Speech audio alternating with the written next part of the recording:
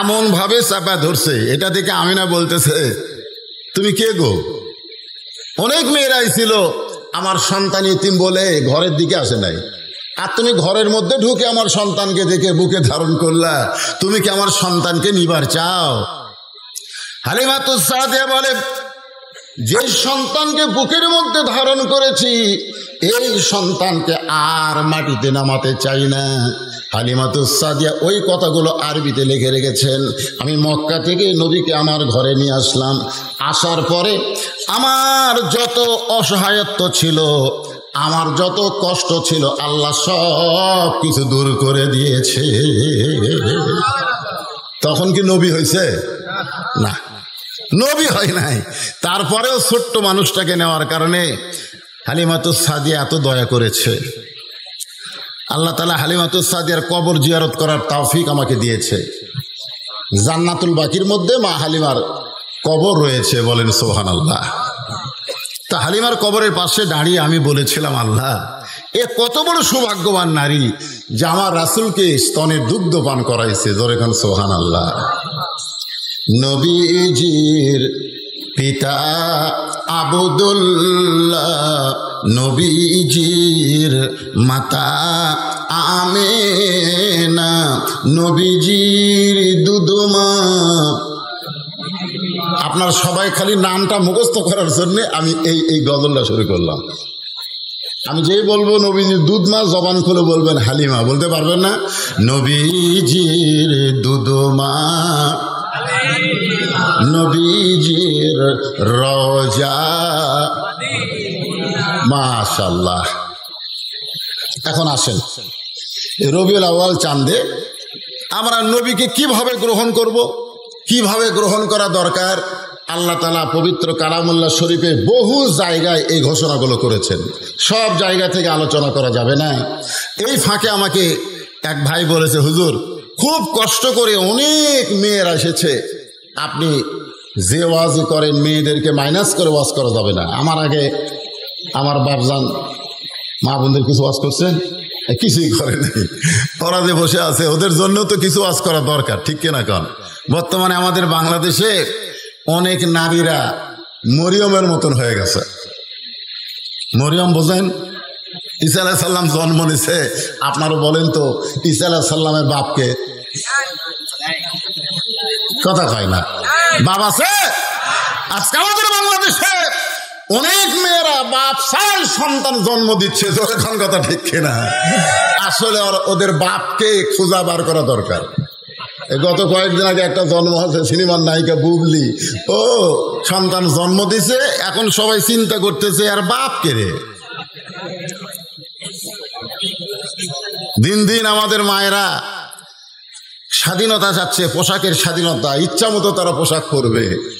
আমার মা বোনদের কথা কোরআনে আছে না নাই? জোরে কোন আছে না নাই? আল্লাহ তাআলা পবিত্র কালামুল্লাহ শরীফে ইরশাদ করেন, অকরনা ফি বুয়ুতিকুন্না ওয়ালা তাবাররাজনা তাবাররুজাল জাহিলিয়াতিল উলা। আমি আজকে নবীর জীবন থেকে আপনাদেরকে আলোচনা শোনাবো, নবীর আদর্শ থেকে। শুনতে রাজি আছেন?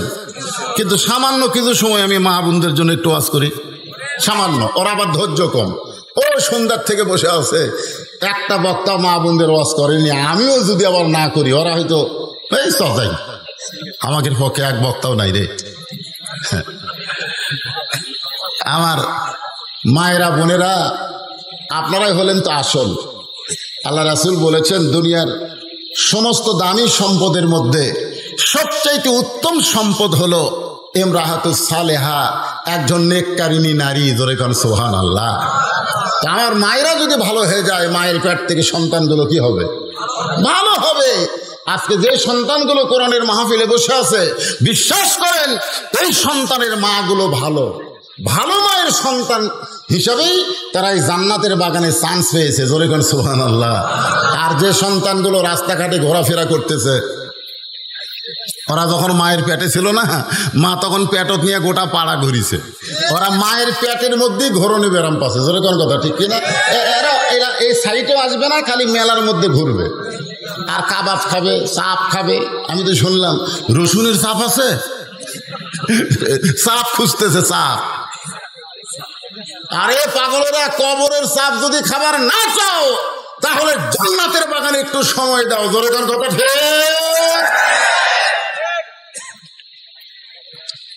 আমার মায়েদের জন্য সামান্য একটা ওয়াজ করি। এটা হচ্ছে মদিনায় আল্লাহ রাসূল ঘরের মধ্যে বসে আছেন। ইতিমধ্যে ফাতেমা নবীর মেয়ে ঘরের মধ্যে ঢুকছে। যেই ঘরের মধ্যে ঢুকছে নবী মুচকি মুচকি হাসতেছে। আপনারা বলেন তো, বাবা ঘরের মধ্যে বসে আছে আর মেয়ে যদি ঢোকে আর বাপ যদি হাসে, তাহলে মেয়েদের শরম কম না বেশি? আপনাকে এলাকার মেয়ের শরম কম না বেশি?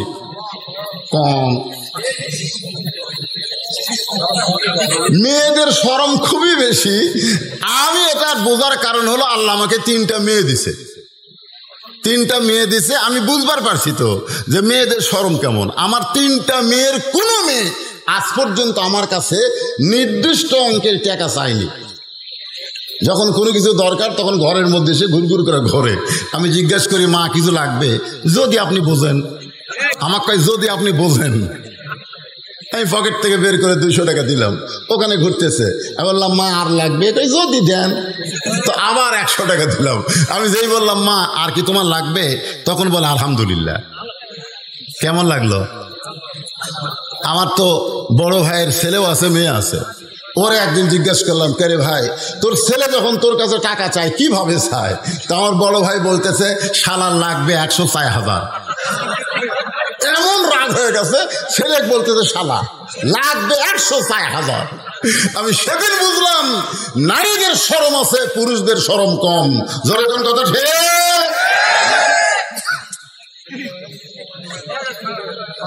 আমার সম্মানিত মায়েরা শোনেন, ঘরের ভিতরে নবী যখন মুচকি মুচকি হাসে, মা ফাতেমা তখন বলে, বাবা আমাকে দেখে হাসার কারণ কি? আল্লাহ রাসূল বললেন, মা একটা খবর তোমাকে অনেক দিন হলে দিবার চাই, কিন্তু খবরটা দেই না। ফাতেমা বলে, বাবা কি খবর? বলে, খবরটা হলো আল্লাহ তোমাকে তোমার আমল আখলাক দেখে খাতুনে জান্নাত ডিগ্রি দিয়েছে। আল্লাহ তোমাকে দেখে, তোমার আমল আখলাক দেখে। কি ডিগ্রি? কি ডিগ্রি? খাতুনে জান্নাত, মানে জান্নাতি নারীদের নেত্রী। জান্নাতি নারীদের নেত্রী ডিগ্রি দিয়েছে। এই খবর শোনার সঙ্গে সঙ্গে ফাতেমা আলহামদুলিল্লাহ আল্লাহর শুকর আদায় করে মুচকি মুচকি হাসতেছে। আল্লাহ রাসূল বলে, ফাতেমা তুমি আবার হাসতেছো কেন? ফাতেমা বলে, বাবা আল্লাহ আমাকে এত বড় ডিগ্রি দিয়েছে, তার শুকরিয়াতান আমার জবান থেকে একটু আনন্দ প্রকাশ পায়। জোরে কোন সুবহানাল্লাহ। রাসূল বললেন, ফাতেমা আল্লাহ তোমাকে খাতুনে জান্নাত ডিগ্রি দিলে কি হবে মা? তুমি জান্নাতি নারীদের নেত্রী হলে কি হবে? আল্লাহ তাআলা তোমার আগে একজন নারীকে কিন্তু জান্নাত দিবে। যেই বলছে, আপনারা তো সুবহানাল্লাহ করলেন, আপনারা ওয়াজের তালত পড়ে সুবহানাল্লাহ করছেন, কিন্তু যেই নবী বলেছে আল্লাহ তোমার আগে একজন নারীকে জান্নাত দিবে, তখন ফাতেমার সুবহানাল্লাহ কয় না। রাসূল বলে, ফাতেমা তোমার কি মন খারাপ? বলে, মন খারাপ হওয়ার কারণ হলো আল্লাহ আমাকে খাতুনে জান্নাত ডিগ্রি দিল, আর আমার আগে একটা মেয়েকে জান্নাত দিবে। কোন আমলের কারণে ওই মেয়েটা আমার আগে জান্নাতে যাবে, এটা না বলা পর্যন্ত আমার মনে আর কোনো আনন্দ নাই। আজকে যে মায়েরা পর্দার অন্তরালে বসে আছেন, ফাতেমা কিন্তু জান্নাতি নারীদের নেত্রী, কিন্তু তার আগে একটা মেয়েকে আল্লাহ জান্নাত দিবে আমল করার কারণে। কোন আমলের কারণে? এই আমলটা পুরুষ মানুষের জন্য শোনা দরকার না হলেও নারীদের জন্য শোনা দরকার আছে না নাই? জোরে করে আছে না না?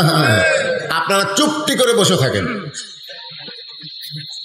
আজকে সে আমলের কথা আপনাকে বলবো, আপনারা ফাতেমার আগে জান্নাতে যাবেন। সুবহানাল্লাহ। আমার মায়েরা বড় কষ্ট করে বসে আছে, এই জন্য কথাটা বললাম। এখন আসেন, আল্লাহ বললেন, হে রাসূল আপনি বলেন, ইন কুনতুম তুহিব্বুনাল্লাহ ফাত্তাবিউনি ইউহিব্বুকুমুল্লাহ। কেউ যদি আমি আল্লাহকে পাবার চায়, তাহলে আপনাকে ইত্তেবা করা ছাড়া, ইত্তেবা মানে কি? অনুসরণ। আবার এই আয়াতের কিন্তু অনেকে তাফসির করে, কেউ যদি আল্লাহকে পাবার চাও রাসূলকে বেশি বেশি মহব্বত করো, রাসূলকে যত বেশি মহব্বত করবে আল্লাহ তোমাদের মহব্বত করবেন, এরকম তাফসির করে না? এরকম তাফসির করে। আচ্ছা আপনারা বলেন তো, আবু তালেব রাসূলের চাচা, রাসূলকে মহব্বত কম করছে না বেশি করছে? এরপরেও কি জান্নাতে যাবে? কেন যাবে না? কারণ রাসূলকে মহব্বত করেছে কিন্তু রাসূলকে ইত্তেবা করে নাই।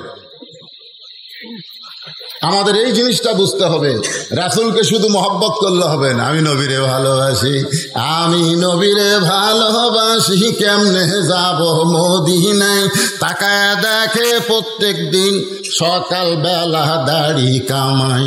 যখন কথা ঠিক না, প্রত্যেক দিন সকালে গেলে তেল তেলা হয়, কেমনে যাবে মদিনায়? কে রে তুই মদিনায় যে কি করবি?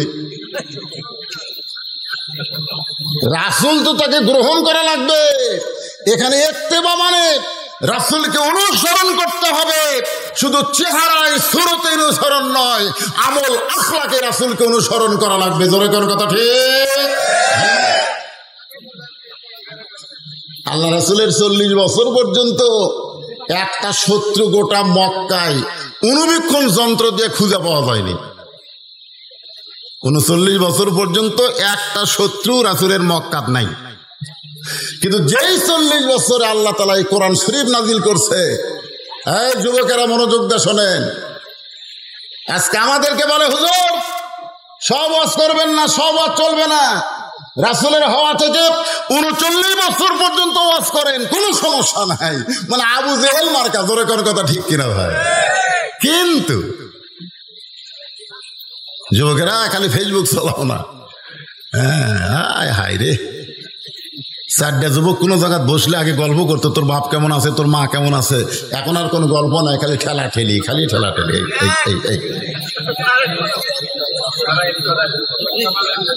যে যুবকেরা ফেসবুক নিয়ে ইন্টারনেট নিয়ে ব্যস্ত হয়ে গেছে, সেই যুবকদেরকে কোরআনের পথে আনাটা খুবই কঠিন। জোরে কোন ঠিক? হ্যাঁ ভাই, যুবকেরা একটু মনোযোগ দিয়ে শোনো বাবা, তোমাদের এই যৌবন থাকবে না, এই যৌবন থাকবে না, এই যৌবনে ভাটি পড়বে, এই যৌবন একদিন চলে যাবে। এই যৌবনটাই আল্লাহর পছন্দ। হাসরের ময়দানে যখন আমরা দাঁড়াবো, আমাকে বলবে রশিদ তোর শৈশবকাল আর তোর বুড়াকালের কোনো হিসাব দেওয়া লাগবে না, তুই যৌবনকালে কি আমল করছিস সেই হিসাব দিয়ে জান্নাতে যা। আমাকে আল্লাহ বলবে যে তোর বুড়াকালে, বুড়া বয়সের কাল এর দরকার নাই, আর শৈশবকালের দরকার নেই, যৌবনকালে কি করছিস এই যৌবনের হিসাব দিয়ে জান্নাতে যাও। তাহলে আমরা যারা যুবক আছি, এই মুহূর্তে হলো আপনাকে হিসাবের বয়স। জোরে কোন ঠিক? প্রত্যেকটা ধাপ, প্রত্যেকটা কথা হিসাব করে বলতে হবে। তাই রাস্তাঘাটে না ঘুরে, ওই রোশনের চাপ না খায়া তোমরা কোরআনের মাহফিলে চাপ দাও। চলে আসো বাবা, চলে আসো, আসেন। অত্যন্ত গুরুত্বপূর্ণ আলোচনা আপনাদের সামনে উপস্থাপন করা হচ্ছে। তাহলে আল্লাহ রাসূলের 40 বছরে যখন এই কোরআন শরীফ আল্লাহ নাজিল করলেন, খুব খেয়াল করবেন, এই কোরআনের প্রথম শব্দ হলো ইকরা। ইকরা মানে পড়ুন। ইকরা মানে কি? পড়ুন। আজকে আমাদের বাংলাদেশের ছেলেরা কোরআন তেলাওয়াতে চ্যাম্পিয়ন হচ্ছে। সুবহানাল্লাহ। যাদের পিছনে সরকার কোটি কোটি টাকা খরচ করে, ওরা তো বিশ্বকাপ দূরের কথা, বিশ্বের একটা চা কাপ পর্যন্ত আনবার পারে না। ধরে কোন ঠিক কিনা? এই যে ক্রিকেট খেলা, হাই রে এশিয়া কাপত যা মার খেলো ভাই, একটা দেশকে ঠকাবার পারে নাই। ধরে কোন ঠিক কিনা? আফগানিস্তানের কাছে গাপ খাওয়া, এর কি বেতন 4 লাখ টাকা 5 লাখ টাকা, মাথা ঘরে। কতদিন আগে মেয়ে মানুষেরা, আমাকে মেয়েরা হাফ প্যান্ট পিন দেয়, ওই নেপালে ফুটবল খেলা নাকি জিতিছে, হাইরে বিমানবন্দরে গলাত মালা ভাই। আর আল্লাহর কোরআন, একটু মনোযোগ দিয়ে শোনো যুবকেরা। বিইসমি রাব্বিকাল্লাযী খলাক, খলাকাল ইনসানা মিন আলাক। একটু মনোযোগ দিয়ে শুনবেন। এই যে খালাকাল ইনসান, মানুষকে আল্লাহ সৃষ্টি করেছেন, এই মানুষ সৃষ্টি করার আগে আল্লাহ 3টা শপথ করছে। জোরে কোন কয়টা? দেখেন আমাদেরকে আল্লাহ কত ভালোবাসেন। মানুষ পশু পক্ষী না হয়ে, জিন ফেরেশতা না হয়ে আল্লাহ যে আমাদেরকে মানুষ করছে, খুশি না বেজার? হ্যাঁ, দেখেন আল্লাহ শপথ করছে 3টা। 1 নম্বর শপথ হলো তিনের শপথ। 2 নম্বর শপথ হলো জাইতুনের শপথ। 3 নম্বর শপথ হলো অতুরি সিনিন ওয়া হাযাল বালাদিল আমিন, নিরাপত্তা নগরীর শপথ। এরপর আল্লাহ বলতেছেন লাকাদ খালাকনাল ইনসানা ফি আহসানি তাকবীম, আমি মানুষকে সর্বোত্তম আকৃতি দিয়ে সৃষ্টি করেছি। আমাদের যদি শুধু মানুষ করতো তাও হতো, মানুষ না করে মুসলমানের ঘরে আমাদেরকে কোরআন নামক হেদায়েত আল্লাহ দান করেছে। জোরে কোন সুবহানাল্লাহ। চলে আসলেন খাদিজার কাছে, কোরআন পাশে, শরীর ঘামতেছে, জুব্বা টুব্বা সব ভিজে গেছে। খাদিজা বলতেছে আজকে খিদা বেশি লাগছে নাকি? আমি প্রতিদিন আপনাকে গাড়ি হীরার মধ্যে খাবার সাপ্লাই করি, আমি নিজে যায় খাবার দেই, আর আজকে নিজেই চলে আইছেন। রাসূল বলতেছেন খাদিজা আর গাড়ি হীরাই থাকার দরকার নাই, আর অন্ধকারে থাকার দরকার নাই। আল্লাহ সিরাজ মুনিরা নামক কোরআনের আলো আমাকে দান করেছে। জোরে করেন সুবহানাল্লাহ। আল কোরআনের আলো ঘরে ঘরে আলো আছে, রাস্তাতে আলো নাই। যখনই ঘরের থেকে বাইরে হলাম, ঘর তো আলো। যে বাইরে হলাম একজন এই লাইট ধর, তখন আমার আসাদুল ইসলাম ও আবার এই মোবাইলে লাইট ধরলো। তার মানে কি খালি ঘরও তো আলো থাকলে হবে না, রাস্তা তো আলো থাকা লাগবে। জোরে কর ঠিক কিনা? হ্যাঁ, তাহলে এই স্লোগান চলে কেন? এই স্লোগান তো আবু জাহেলের স্লোগান। এই স্লোগান আমাদের চলবে না।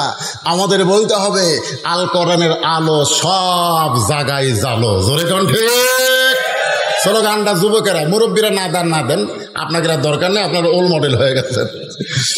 আপনারা তো যুবক থেকে যদি, যৌবন থেকে যদি কোরআনের আন্দোলন করতেন, আজকে বাংলাদেশে বাতিলের কোনো আস্তানা থাকতো না। জোরে কোন ঠিক? কিন্তু আপনার যৌবন থেকে আন্দোলন করেননি বলে আমাদের এখন বুড়া হয়ে এই যুবকগুলা সাইজ করা লাগতেছে। এই যুবকেরা গলা খাকারে দাও। আমি যেই বল আল কোরআনের আলো, আপনার বলবেন সব জায়গায় জানো, বলতে পারবেন না? আল কোরআনের আলো, কোরআন হাদিস যেখানে, দুনিয়ার মুসলমান লিল্লাহি।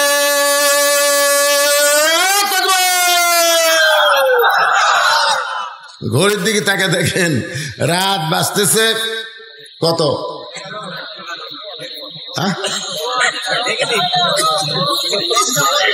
আচ্ছা 10:55 মনে করেন, 11ই ধরেন। 11টার সময় আপনাদের চেহারা মনে হচ্ছে কেবল রাত 8টা বাজলো। একটা স্লোগান দিলে যদি আমাদের রাতের ঘুম চলে যায়, সেই স্লোগান দিয়ে বাংলাদেশের বাতিল শক্তিকে ভারতে পাঠানো যাবে কি যাবে না? কিন্তু আমরা তো আগে মোবাইল করে, হুজুর থানা থেকে কিন্তু কল হচ্ছে। হ্যাঁ, আসেন আমি রাসূলের জীবনী নিয়ে আল্লাহর কোরআন থেকে আলোচনা করব, কারণ রাসূল মানি তো কোরআন। ধরেন ঠিক কিনা?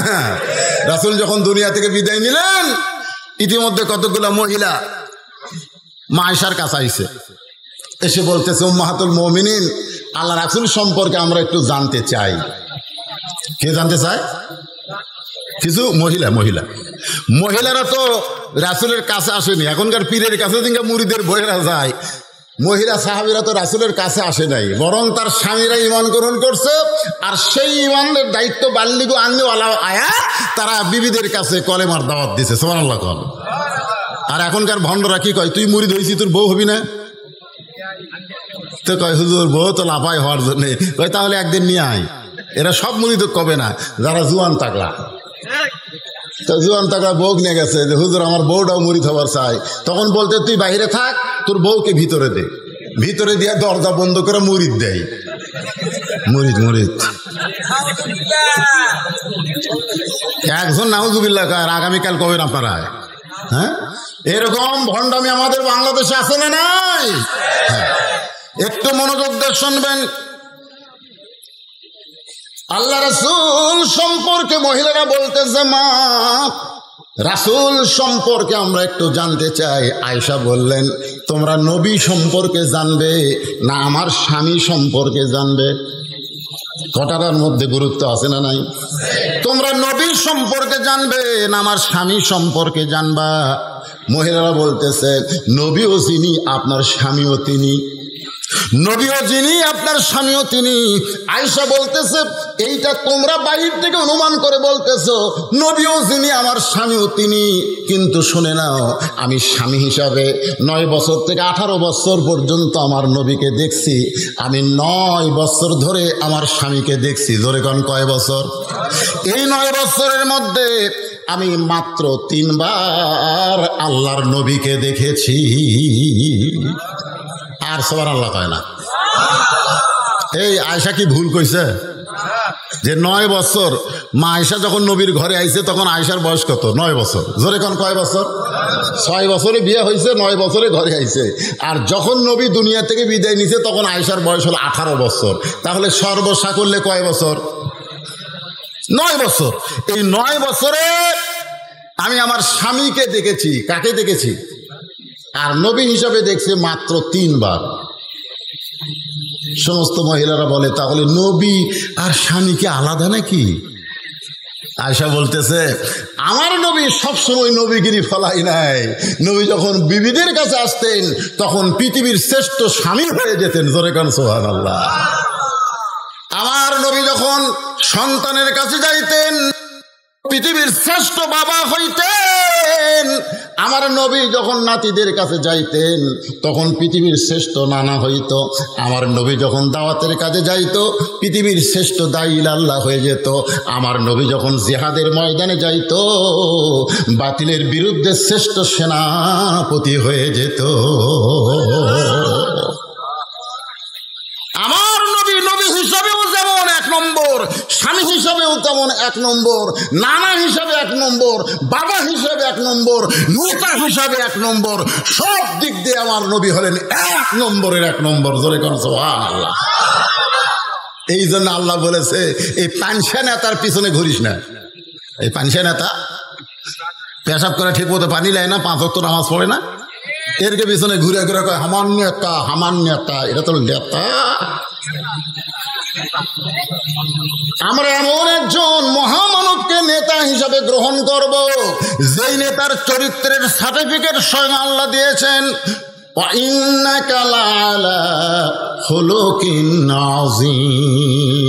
আমার নেতার চরিত্র ফুলের চাইতেও পবিত্র। বিশ্ব নবীর চরিত্র কার চাইতে পবিত্র? তাহলে আমার নবীর চরিত্র, সবাই বলবেন, সবাই বলবেন। রবিউল আউয়াল মাস, বুঝতেছেন না? হ্যাঁ, নবীর আসার মাস আবার যাওয়ার মাস। আমার নবীর চরিত্র আল্লাহ কোরআন কারীম দিয়ে চরিত্রের বর্ণনা করেছেন। আল্লাহর 99 নামের মধ্যে একটা নাম হলো আজিম। সে আজিম নামটা নবীর চরিত্রের মধ্যে আল্লাহ ঢুকাই দিয়েছেন। এমন চরিত্রবান একজন মানুষকে আমাদের নেতা হিসাবে, আদর্শ হিসাবে গ্রহণ করার দরকার আছে না নাই? কম্বল দিয়ে ঢাকা দাও। আল্লাহ রাসূল বলতেছে খাদিজাকে কম্বল দিয়ে ঢাকা দাও।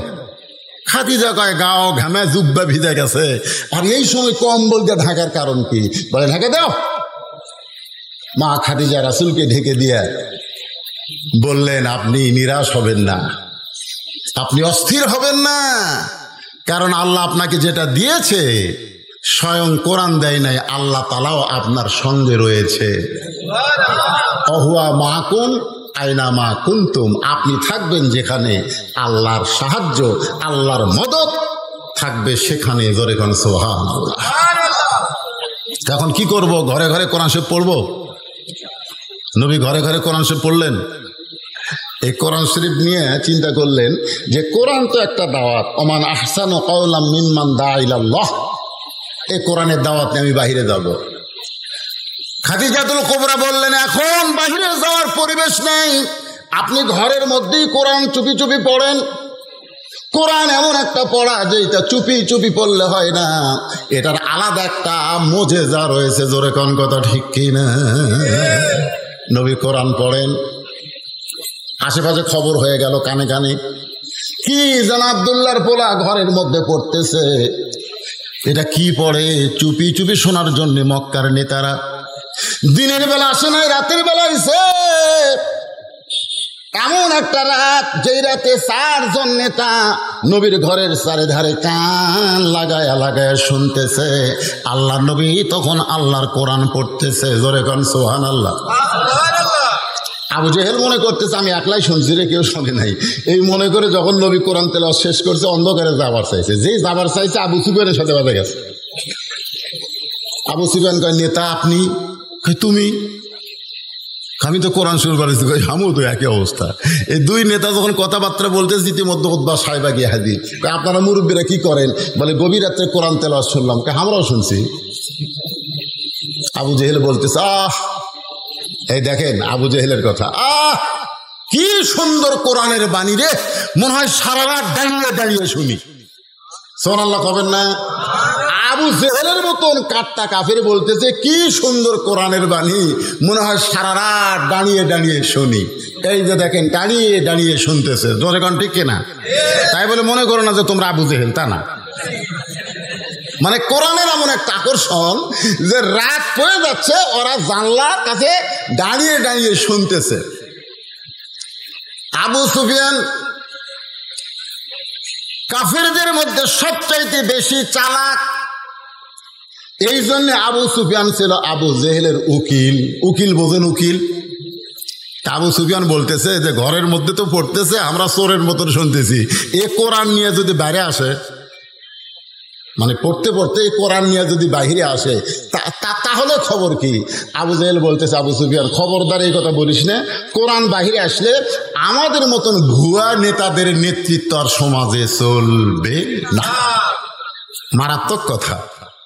কোরআন যদি বাহিরে আসে, বাংলাদেশে যারা আবু জেহেলের দোসর, ওই ভুয়া নেতাদের নেতৃত্ব 90% মুসলমানের দেশে চলবে না। যেরকম কথা ঠিক। আল্লাহ রাসূল 13 বছর এই কোরআনের দাওয়াত দিলেন। 13 বছরে মুসলমানের সংখ্যা হলো 319 জন। কোন কিতাবে লিখছে মাত্র 320 জন। 13 বছর মুসলমানের সংখ্যা কত? আপনারা একটু হোহা করেন না কেন বাবা? 320 জন 13 বছরে। মক্কার ইসলামের সাইজটা দেখেন। মক্কার ইসলামটা কত দুর্বল ইসলাম যে 13 বছরে 320 জন মুসলমান হয়েছে। তার মধ্যে 18 জনকে ওরা পিটাই মারিছে। তার মধ্যে 18 জনকে কি করে মারছে?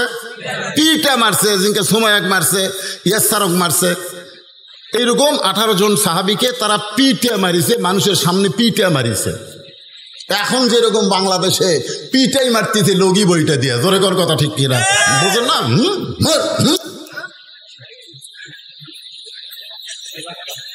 নবী আল্লাহর কাছে কয়, আল্লাহ এত কষ্ট করে এই কয়টা মুসলমান হলো, তার যদি এরা পিটাই মারে, তাহলে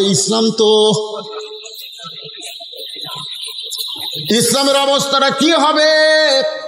আল্লাহ বলেন, হাবিব, ইসলামের যদি বিজয় চান তাহলে আবু জেহেলকে নেতা মেনে আপনি ইমাম হলে চলবে না। এমন একটা জায়গায় আপনাকে আমি পাঠাবো যেখানে আপনি ইমামও হবেন আবার নেতাও হবে। মক্কায় নেতা হচ্ছে আবু জেহেল, রাসূল হচ্ছে ইমাম। এর জন্য ইসলামের বিজয় নেই। আমাদের বাংলাদেশে আমরা হলাম ইমাম, আর নেতা কারা? কথা কয় না, কথা কয় না। সব কিছুর বেতন বাড়ে, কিন্তু আমাদের ইমামের বেতন বাড়ে না।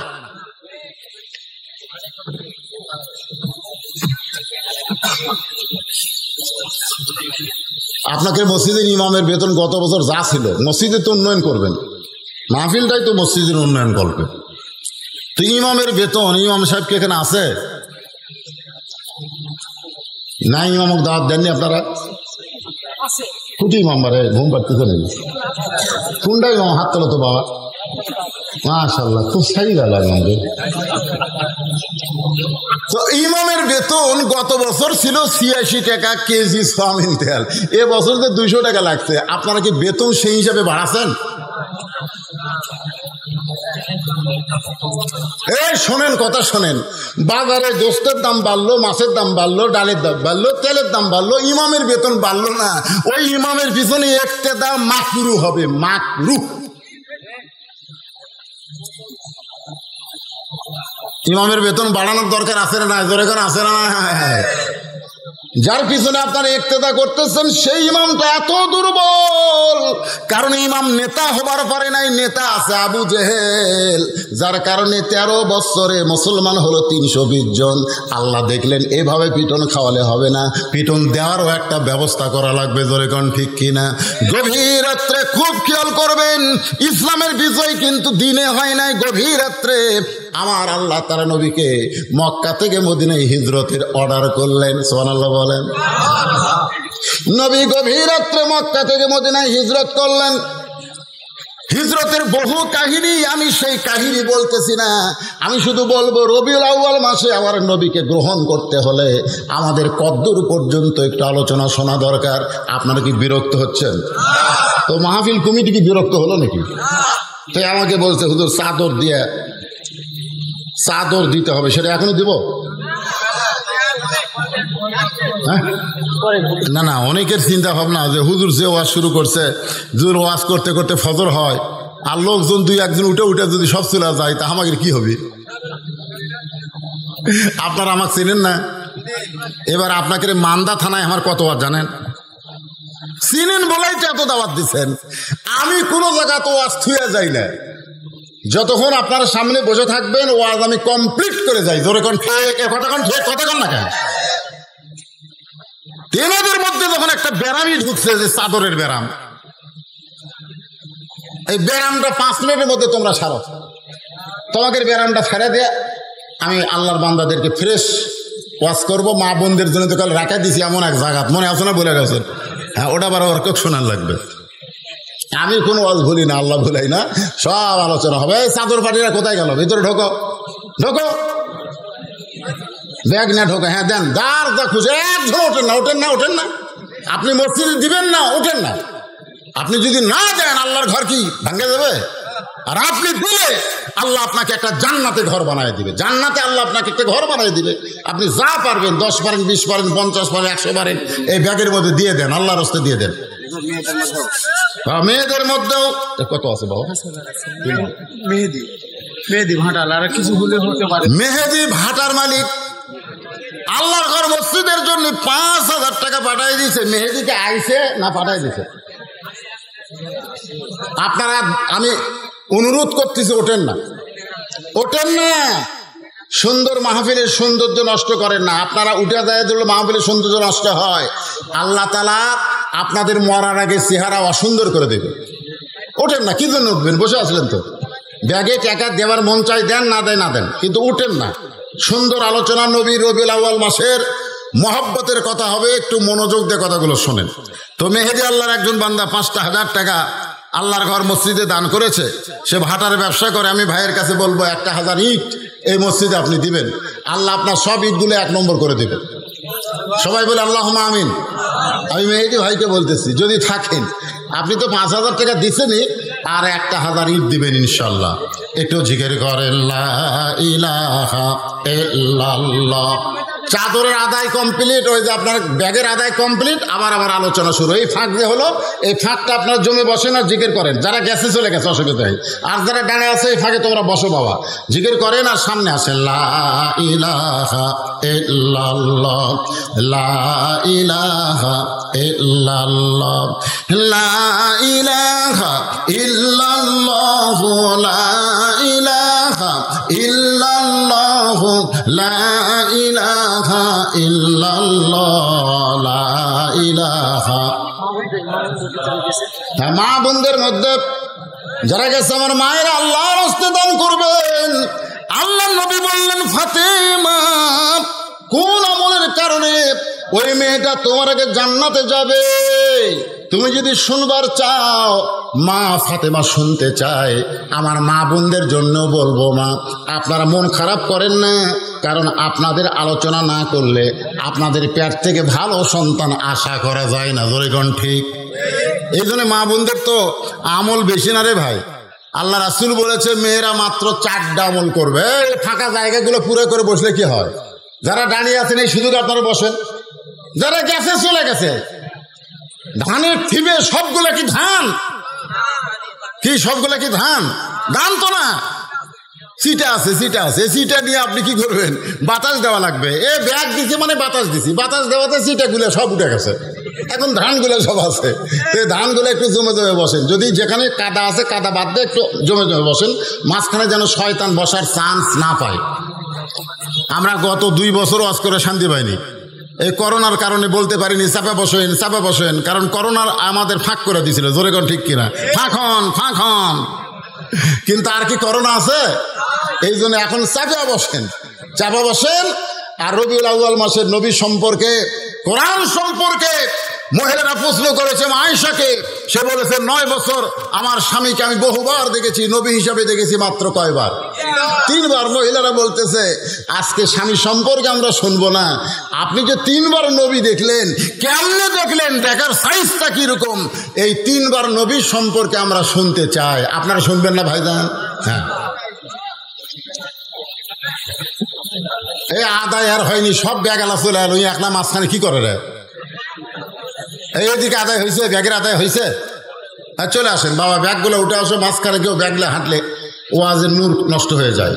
একটু মহব্বত না জিকির করে লা ইলাহা ইল্লাল্লাহ, লা ইলাহা ইল্লাল্লাহ, লা ইলাহা ইল্লাল্লাহ, লা ইলাহা ইল্লাল্লাহ, লা ইলাহা ইল্লাল্লাহ, লা ইলাহা ইল্লাল্লাহ, লা ইলাহা, লা ইলাহা ইল্লাল্লাহ মুহাম্মাদুর রাসূলুল্লাহ সাল্লাল্লাহু আলাইহি সাল্লাম।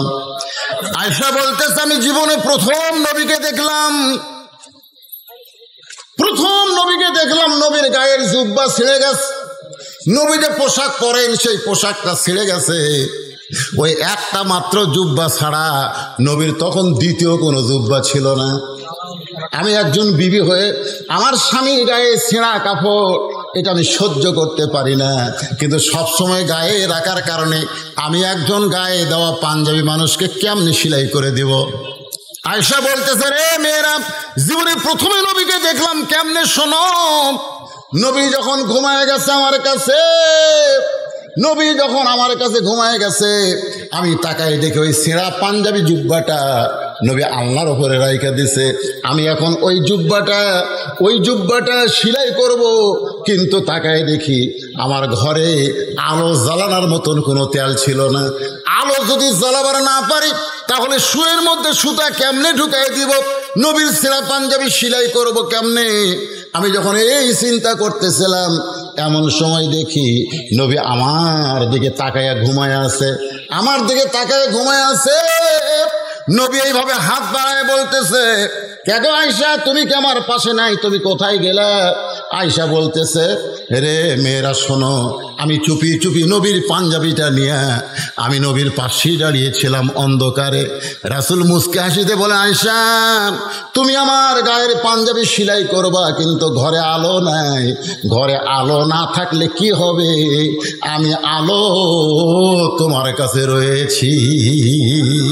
আয়েশা বলে এই বলে নবী কপালে একটা হাত দিলেন, হাত দেওয়ার পরে হাতটা টান দিয়েছে, গোটা ঘর এত আলো যে একটা সুচ ঘরের মধ্যে পড়ে থাকলেও দেখা যাবে। আমি সুয়ের মধ্যে সুতা ঢোকায় যখন নবীর পাঞ্জাবিটা সেলাই করে দিলাম, এমন সময় আবার আলোটা কোথায় যেন চলে গেল। আমি নবীর কাছে গিয়ে বললাম কি দেখলাম?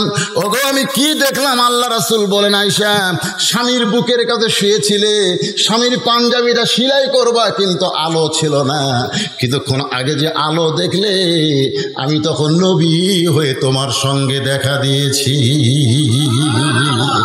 এই জন্য আমাদের নবী আলো সিরাজাম মুনিরা। একটু মনোযোগ দিয়ে শুনবেন, সেই নবী দুনিয়াতেই রবিউল আউয়াল মাসে এসেছেন, আবার এই মাসে দুনিয়া থেকে মারা গেছেন। অনেকে বলে নবীর জন্ম মৃত্যু দিন। আমরা যারা নবীর আশেক হব, নবীর যাওয়ার দিনকে আমরা মৃত্যু দিন বলবো না, আমরা বলবো নবী বিদায় নিয়েছে। জোরে কোন কথা ঠিক কি না? নবী কি মারা গেছে নাকি? মারা গেছে। যদি মারা যায় তো আপনারা যে দরুদ পড়তেছেন, একদল ফেরেশতা আপনার মুখে দিয়ে সাল্লাল্লাহু আলাইহি সাল্লাম, এটা শেষ হওয়ার সঙ্গে সঙ্গে এই দরুদ নিয়ে রাসূলের রওজার পাশে গিয়ে হাজির হয়। ফেরেশতারা যায় রাসূলকে বলে, ইয়া রাসূলুল্লাহ, ওই যে মান্দার কি পাড়া, হ্যাঁ কয়া পাড়া, আপনার পাগল উম্মতেরা আপনার প্রতি দরুদ পড়েছে, এই দরুদগুলো জমা নেন। তো রাসূল যদি মরে যায় তাহলে দরুদ জমা দেবে কেমনে? কথাটা বুঝলেন? আমার কথা কি বুঝলেন? হ্যাঁ, একটু মনোযোগ দিয়ে শুনবেন। মেয়েরা বলতেছে, মা আরো 2 বার আপনি নবীরে কেমনে দেখলেন আমরা শুনতে চাই। আমি একে একে সব কথাই বলবো, তবে এখন যেটা বলতেছিলাম, নবী হিজরত করে মদিনায় গেলেন। মদিনায় যাওয়ার পরে আপনারা জানেন নবী কিন্তু মদিনার অসংখ্য আনসার যারা মদিনার, তারা নবীর কাছে এসে ঈমান গ্রহণ করলো। মুসলমানের সংখ্যা বাড়া শুরু হয়ে গেল। কিন্তু মক্কার আবু জেহেল, উতবা, সাইবা, আবু সুফিয়ান, এদের মাথা ঘুরতেছে, এদের মাথা ঘুরতেছে। কে রে, নবী যে গভীর রাত্রে মক্কা ছেড়ে মদিনায় গেল, মদিনায় যায় কি করতেছে? আচ্ছা আপনারা বলেন তো ভাই, যেই নবীকে ওরা দেখতে পারে নাই, সেই নবী ওদেরকে ওদের দেশ ছাড়িয়ে দিয়ে আর এক দেশত গেছে, তাহলে এরকে মাথা ব্যথার কারণ কি? গেছে গেছে ঝামেলা চলে গেছে, জোরে কোন ঠিক কিনা? তারপরেও আবার আবু জেহেলেরা গ্রুপেরা মিটিং করে বলতেছে, এই নবী যে মদিনাত গেল, মদিনায় যে কি করতেছে দেখছেন? আচ্ছা আমরা বাংলাদেশে ইসলামী আন্দোলনের কর্মীরা কি করি, এই জন্য আমেরিকা মাথা ঘোরায় কেন? আমরা কি করি প্রতিবেশী ভারতের মাথা ঘোরে কেন? কারণ ওরা জানে কোরআনের আইন যদি কোনো পৃথিবীর ভূখণ্ডে চালু হয়ে যায়, ওই কোরআনের নূর দিয়া গোটা পৃথিবী দখল হয়ে যাবে। আপনারা জানেন, ওরা জানে, ওরা জানে, সেই জন্যই তো শুরু করবে প্রণাম দিয়ে। আমাকে এলাকার 2 পুলিশ আমাকে বলতেছে, হুজুর আমরা ওই যে পূজা পড়া দিবার যাচ্ছি, আমি কইলাম প্রণাম করবো না নামাজ পড়বো? কি দে বিপদ হুজুর, আপনারা হাজার হাজার মানুষ ওয়াজ করেন, আমাকেও যাওয়া লাগে না? আরে 3 ঠ্যাক 1 জনের 10 হাত বানিয়ে থসে ওকে আবার পড়া দেওয়া লাগে। তা আমি এক পুলিশ চৌকিদারে বললাম, কি হয়? কিছুক্ষণ পর পর আসে। আমি বললাম ভালোই তো প্রণাম করলো রে, কিন্তু দশমীর দিনে আবার কি করে, কয় ও যে বাঁশ দিয়া চোকা বাঁশ দেবরি পাশাত, আবার যাক প্রণাম করলো তাকে আবার লাত্তে লাত্তে ডুবেলো। জোরে করে কথা কর না কেন? যাক প্রণাম করলো তাকে আবার লাত্তে লাত্তে ভেঙে ফেলে দিল।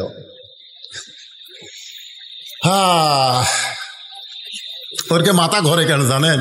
ওরকে মাথা ঘরে এই কারণে যে কোরআনের রাষ্ট্র যদি বাংলাদেশে চালু হয়ে যায়, খবর আছে না নাই? জোরে কেন আছে না নাই? গোটা পৃথিবীর সমস্ত মিডিয়া বাংলাদেশের ইসলামী আন্দোলনের দিকে তাক করে রাখছে। আবু জেহেল, উতবা, সাইবারা চিন্তায় পড়ে গেল যে গভীর রাত্রে মক্কা ছেড়ে মদিনায় গেল, ওখানে দেখে ঘুম পাড়তেছে, একটু খবর লাগাও কি করতেছে নবী। সাহাবেদের নিয়ে নামাজ কায়েম করলেন, সুবহানাল্লাহ বলেন। মক্কাত কিন্তু নামাজ পাশে, নবুয়তের 10ম বৎসরে মেরাজ হয়েছে, রাসূল নামাজ পাশে 5 ওয়াক্ত, কিন্তু নামাজের কায়েম কিন্তু মক্কাত হয়নি। আমাদের বাংলাদেশেও নামাজ কায়েম কোনোদিন হবি না যতদিন আবু জেহেল নেতা থাকবি। জোরে কোন কথা ঠিক কিনা? কোনোদিন হবে না, যতই মসজিদ বানান নামাজ কায়েম হবি না। খালি কয় হুজুর দোতলা করা লাগবে, দোতলা করা লাগবে। কেন দোতলা কেন? হুজুর এত মুসল্লি ধরে না তো, এই জন্য 1 তালা থেকে 2 তালা। আমি কইলাম ফজরের খবর কি? কয় 1 কাতারে হয় না। জোহরের খবর কি? কয় কোনো মতে 1 কাতার। আসরের খবর কি? কয় ফজরের মতোই। মাগরিবের খবর কি? 1.5 কাতার হয় হুজুর। এশার খবর কি? কয় ফজরটা এশাও তাই। তো মসজিদের মধ্যে কয় কাতার আছে? কয় 9 কাতার। তো 9 কাতারে এখনো 2 কাতারে হয়নি, তাহলে দোতলা করবে কেন? তখন একজন সাইড থেকে বলছে যে হুজুর দোতলা করার কারণ হলো ওই যে জুমার দিনে সবার শেষে এসে আগে দেয়, ওই শালাকের জন্য দোতলা করা লাগতেছে। ওই শালা, ওরা কিন্তু মুসল্লি না, ওরা হলো শালা। ধরে কোন ওরা কি? আরে ওই তো শালা কইছে। আল্লাহ কোরআনে বলেছে ফাওয়াইলুল লিল মুসাল্লিন, এরা নামাজি নয়, এরা নামাজের নামে ঠাট্টাকারী। ধরে কোন কথা ঠিক কিনা? আমাদের বাংলাদেশে নামাজ কায়েম হবে না। 2-4 জন বুড়া ভাঙ্গা চূড়া মসজিদে যায় সিয়াল নিয়ে, ওই গোটা মান্দা ঘুরে ঘুরে বাজার করে। ওই মান্দা ব্রিজ থেকে হাঁটে হাঁটে রিক্সা ভাড়ার ভয়ে বাড়িতে আসে, আর মসজিদে ঢুকে কয় আমার সিয়ার কুটি রে, ওর সিয়ার কুটি রে। যে মেশিন সবসময় চলে না, হঠাৎ 2 বছর পর যদি মেশিন চলাবার জানি চলবি, ওর বল বিয়ারিং সব জাম মারছে। ওই যৌবনকালে নামাজ পড়েনি, ওর হাঁটুর বিয়ারিং টিয়ারিং সব জাম মারছে। ওই জাম মারার কারণে সিয়ার ধরছে। সিয়ার বার করতেন, সিয়ার একটাও থ চলবি না মসজিদে। কি মন খারাপ করতেছে? আল্লাহ রাসূল আসরের নামাজের পর সাহাবীর দিকে মুখ ঘুরাইছেন। একটু মদিনার কথা শোনেন, আমার নবীর জীবনী শোনেন। আসরের নামাজের পরে সাহাবীর দিকে মুখ ঘুরাইছেন। সমস্ত সাহাবীদের নিয়ে নবী আলোচনা করতেছেন, সাহাবীরা শুনতেছেন। এমন সময় ফেরেশতা জিবরাইল হাজির। সুবহানাল্লাহ। ফেরেশতা জিবরাইল এসে বলতেছে, ইয়া আইয়ুহান নাবিয়্যু হারজিল মুমিনিনা আলাল কিতাল। আল্লাহু আকবার বলেন না। নবী গো, খালি নামাজের ওয়াজ, রোজার ওয়াজ, তাসবিহ তাহলিলের ওয়াজ করলে হবে না। আপনি কি জানেন যে আপনি মক্কা ছেড়ে মদিনায় হিজরত করেছেন? মক্কার কাফেররা বসে নাই, যে কোনো সময় এরা মদিনা আক্রমণ করতে পারে। আর মদিনা যদি আক্রমণ করে, আপনি দোয়া দিয়ে, দরুদ দিয়ে, নামাজ দিয়ে, রোজা দিয়ে আপনি মদিনা বাঁচাবার পারবেন না। মদিনা বাঁচাতে হলে এদেরকে স্ট্যান্ডিং আর্মির মতন গড়ে তুলতে হবে। ওই কাফের বেঈমানদের বিরুদ্ধে লড়াই করতে হবে।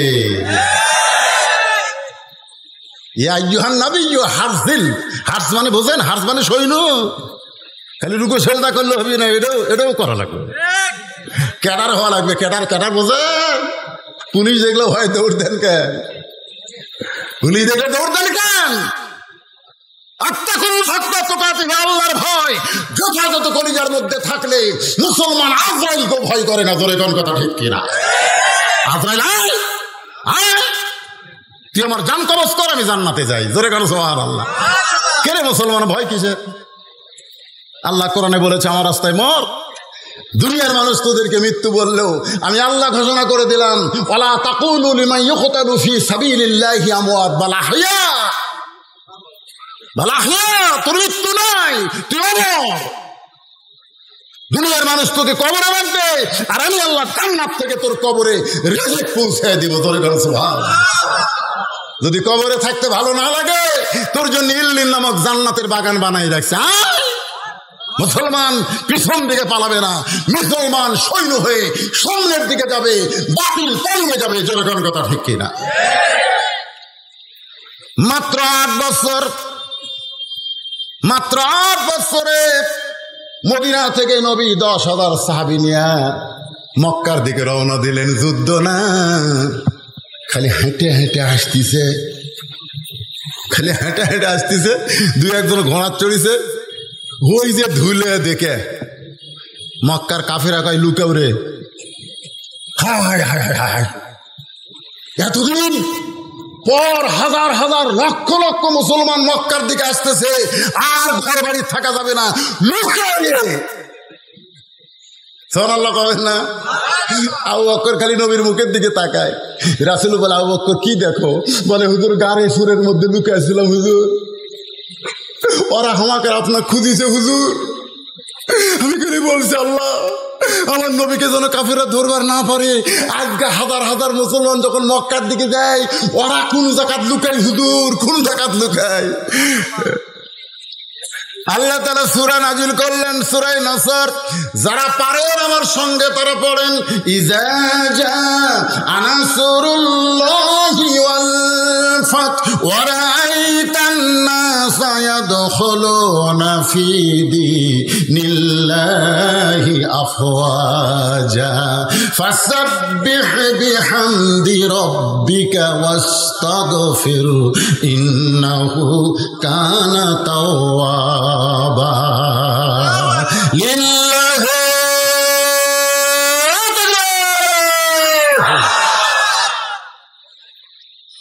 নাই রে, কেউ নাই। আল্লাহ রাসূল কাবা ঘরে উঠলেন, কাবা ঘর উঁচু জায়গা, উঠে বললেন, মক্কার লোকেরা, আমি একদিন গভীর রাত্রে মক্কা ছেড়ে মদিনায় হিজরত করেছি, তোদেরকে পালান লাগবে না, তোরা যতই যুদ্ধ অপরাধী হ, আমি রাসূল তোদেরকে মাফ করে দিলাম, ফাঁসি দিব না। আমি রাসূল, ইসলাম মাফ করা, ইসলাম মাফ করা, 40 বছর পর ফাঁসি দেওয়ার নাম ইসলাম না। কাবা ঘরের উপর উঠে রাসূল বললেন, মাফ করে দিলাম রে। এ আবু জাহেলের বেটা ইকরাম ইবনে জাহেল, যে উহুদের ময়দানে নেতৃত্ব দিয়ে আমার দান শহীদ করেছিস, তোকে মাফ করে দিলাম। রে আবু সুফিয়ান, উহুদের ময়দানে তুই নেতা হয়েছিলিস, তোকে মাফ করে দিলাম। রে হামজা, আমার চাচা আমির হামজার কলিজা চাবায় খাইছিস, তোকে মাফ করে দিলাম। জোরে করে সুবহানাল্লাহ। হাসি মিথ্যা সাক্ষী দিয়ে হাসি দেয়। হ্যাঁ, মাফ করে দিছে। রাসূল কাবার উপর থেকে দেখে এক বুড়ি মানুষ টোপলা লিয়া পড়ে আর ওঠে। বুড়ির চাইতে টোপলা বড়। আল্লাহ রাসূল কয়, আমি আলামিন, আবু জেহেল ডিগ্রি দিছে, সেই নবী মাফ করে দিলাম, তারপরও বিশ্বাস নাই। নবী কাবা ঘর থেকে নেমে দৌড়ে গিয়ে বুড়িটার সামনে গিয়ে বললেন, বুড়িমা, আপনি এরকম এত বড় হাই টোপলা নিয়ে কোথায় যান?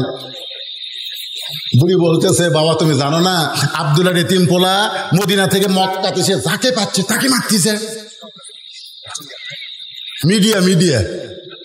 মিডিয়া ভুল প্রচার করছে, টুপিওয়ালারা জঙ্গি। সিনেমার মধ্যে হুমায়ুন ফরিদি, মস্ত বড় টুপি মুখর দাড়ি, এই শালা এটিএম শামসুজ্জামান, ইয়া বড় টুপি মুখর দাড়ি, যুদ্ধ করে মেয়ে মানুষ দেখলে চোখ মারে। ওরা মিডিয়া সিনেমা দেখে আসা কয়, হুজুরাই লুচ্চা রে। আপনারা কম তো এটিএম শামসুজ্জামান কি হুজুর, হুমায়ুন ফরিদি কি হুজুর? এই শালারা তো লুচ্চা, হুজুরের পোশাক পরে। এখন ওইটা দেখে যুবকেরা কয়, বজরশিদ মনে হয় তা। আল্লাহ নবী বললেন, বুড়িমা, আপনি যে কথা শুনেছেন সেইটা ঠিক নয়। আব্দুল্লাহ এতিম পোলাকে কি আপনি কোনোদিন দেখছেন? আপনি যদি তাকে দেখতেন তাহলে এমন কথা বলতে পারতেন না। বুড়ি বলতে যে, বালাই ষাট, খবরদার আব্দুল্লাহ এতিম পোলার কথা আমার কাছে বলিস না বাবা, ওর নাম শুনলে আমি হাত ফেল করব। এত ভয় খাওয়া খাচ্ছে, এত মিডিয়া খারাপ প্রচার করছে আমার নবীর চরিত্র নিয়ে। নাম বলিস না, নাম শুনলে হাত ফেল। আল্লাহ রাসূল বলে, বুড়িমা, তাহলে টোপলা তো টানতে পারতেছেন না, আমি আপনার কুলি হইয়া কোথায় যাবেন সেই পর্যন্ত আপনাকে টোপলা পৌঁছায় দিব। বুড়ি বলতেছে, তুই কোন মায়ের সন্তান রে? তোর মা ভালো, তোর বাবা ভালো। আমার পেটের 4টা সন্তান আব্দুল্লাহ এতিম পোলার ভয়ে হামাক ছাড়িয়া দৌড় মারছে। আমি বলছি, বাবা আমি তোরকে বুড়ি মারে আমার সাথে, আমার ছেলেরা বলতেছে, বুড়ি তুই মর, তোর টান বেড়াতে আমরা মরবো নাকি? আমার সন্তানের আমার ছেড়ে গেল, আর তুই কার মায়ের সন্তান আমার টোপলা টানবি? আল্লাহ রাসূল টোপলা মাথায় নিছে। বুড়ি বলতেছে, টোপলা নিয়ে কি পালাই যাবি? নই বললেন, পালাবো কেন, হাত ধরেন, তালদার পালাচ্ছি না। বুড়ি কয়, যাকবারে কুলিও পেলাম, লাঠিও পেলাম। জোরে কোন সুবহানাল্লাহ। নবী আমার কুলি হয়েছে, বুড়ির লাঠি হয়েছে। পাহাড়ের গুহা পর্যন্ত এসে বলতেছে, বাবা এটা হলো নিরাপদ এলাকা, এই গুহার মধ্যে আমি থাকতে চাই, আমার অসংখ্য লোক এই পাহাড়ের গুহার মধ্যে লুকিয়ে আছে, আমি এইখানে লুকাবার চাই। আল্লাহর নবী গুহার মধ্যে বুড়িটা টোপলা দিয়া বলে, বুড়িমা তাহলে আপনি থাকেন, আমি এখন চলে যাব। বুড়ি বলতেছে, বাবা তুমি তো চলে যাবা, যাওয়ার সময় আমি তোমাকে একটা উপহার দেবার চাই। বলে কি উপহার দেবেন? বলেন আমার টোপলার মধ্যে একটা ছুরি রয়েছে, আমার টোপলার মধ্যে একটা ধারালো ছুরি রয়েছে, এই ছুরিটা আমি গোপনে রাইখা দিছি, যদি আব্দুল্লাহর এতিম পোলারে পাইতাম তাহলে এর বুক বরাবর আমি বসায় দিতাম। আমি আব্দুল্লাহর পোলারে পাইনি, তুমি যদি পাও এই ছুরিখানা তার বুকে বসায় দিও। নবী বুড়িটার ছুরি নিয়ে কান্দের, বলে মাবুদ, মক্কার মিডিয়া রাহমাতুল্লিল আলামিনকে এমন ভাবে প্রচার করেছে একটা বুড়ি পর্যন্ত তার বুকে ছুরি মারতে চায়। এখনো পৃথিবীর সব মিডিয়া কার দখলে? ওই ইহুদি খ্রিস্টান হিন্দুকের দখলে। জোরে করে কথা কর না কেন? এখন কিছু মিডিয়া আমাকে ওয়াজে যে রেকর্ড করতেছে, হ্যাঁ, এর জন্য দোয়া করার দরকার আছে না নাই? এরা কোনো গানের অনুষ্ঠানে যায় না, এরা বক্তাকে খুঁজে খুঁজে বক্তার ওয়াজগুলো এরকম মিডিয়ায় ছাড়তেছে, যার কারণে বদরশিদে আজকে বাংলার লোক দেখতেছে। আমাদের বাংলাদেশের লোকেরা লন্ডন যারা আছে, আমেরিকা যারা আছে, ব্রিটেন ফ্রান্সে যারা আছে, সৌদি আরব দুবাই যারা আছে, তারা কিন্তু আমার ওয়াজ দেখতেছে। জোরে কোন কথা ঠিক কথা কণ্ঠে। তাহলে মোটামুটি এই মিডিয়াটা আছে, কিন্তু পেপার টেপার যা আছে ওরা মাত্র 4 জন মেয়ে মানুষ বারে দাদির মতন গামছা কাপ দিছে ঢাকা ভার্সিটি। কয়জন? 4 জন মেয়ে মানুষ বলতেছে ওরা পোশাকের স্বাধীনতা চাই, 40টা মিডিয়ামকে ধরে আসছে। ওইটা আবার বিশাল ভাবে টেলিভিশনে খবর করতেছে, 4 জন ন্যাংটা মেয়ের খবর টিভি দেয়। আর আমার মতন বক্তা হাজার হাজার মানুষ ওয়াজ করে, এই খবর কোনোদিন বাংলার মিডিয়া দেখায় না। ধরে কোন কথা ঠিক, কথা বল না। আল্লাহ রাসূল ছুরিটা নিয়ে কাঁদতেছে।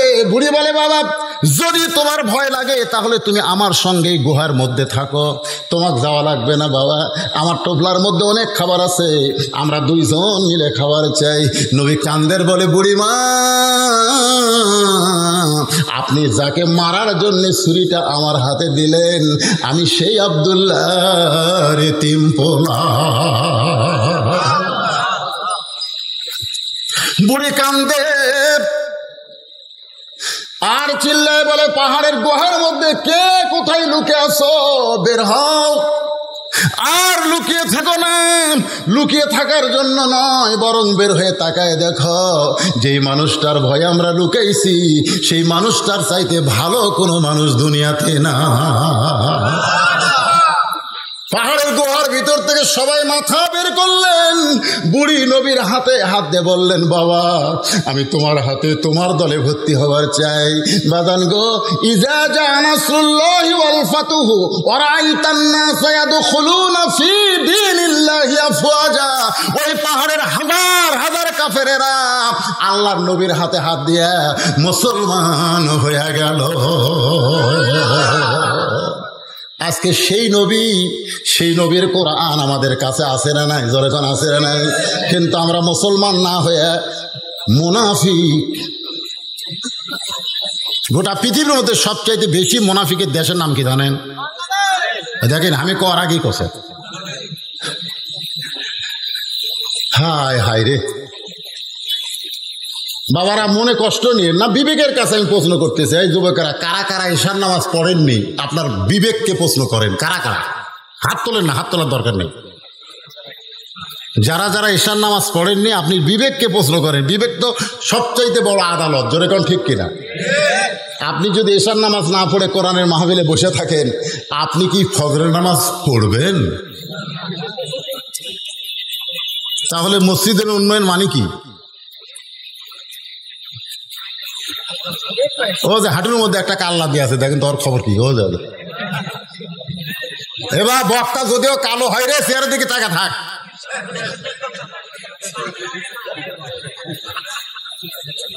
কি ভাল লাগতেছে না? তাকায় থাকেন। আমার মা বোনদের জন্য 4টা লাইন ওয়াজ করার দরকার আছে না নাই? আবার ওরা যাবে আর কবে হুজুর আমাকে লাইনও তুলে দিয়ে আর ওয়াজ করলো না। এই জন্য আপনারা একটু ধৈর্য ধরেন। আপনাকে অনেক ওয়াজ শুনলাম, এখন মা বোনদের জন্য 5টা মিনিট বলবো। তার মধ্যে আবার ওটা বসে করবেন নাকি যে হুজুর এখন মেয়ে একের ওয়াজ ধরতে আমরা যাই?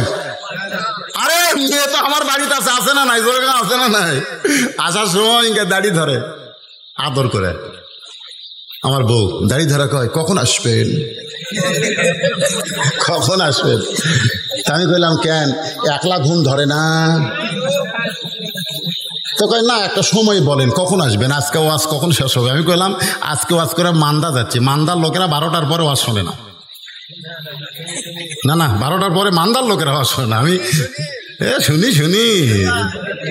তো আমার বউকে আমি বললাম নাও আসতে পারি। বলে তাহলে কোথায় যাবেন? আমি বললাম যদি আজরাইল আমার ধরে তাহলে বলতরকে আসা যায়। আমার বউ কান্দের কয় আপনাকে আজরাইল ধরবে এই কথা আমার মনে হয় না, খালি পুলিশ ধরবে, র্যাব ধরবে, এটা আমার মনে হয়।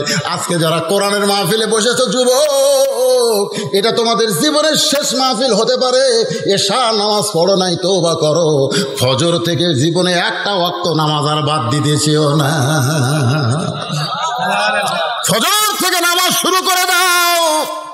ইন্নাস সালাতা তানহা আনিল ফাহশাই ওয়াল মুনকার। একমাত্র নামাজই পারে মানুষকে যাবতীয় খারাপি থেকে বাঁচাই দিতে।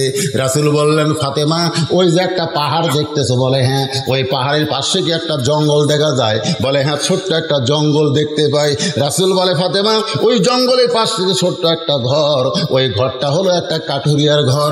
ওই কাঠুরিয়ার বউ জামিলা আল্লাহ তোমার আগে জান্নাত দিবে।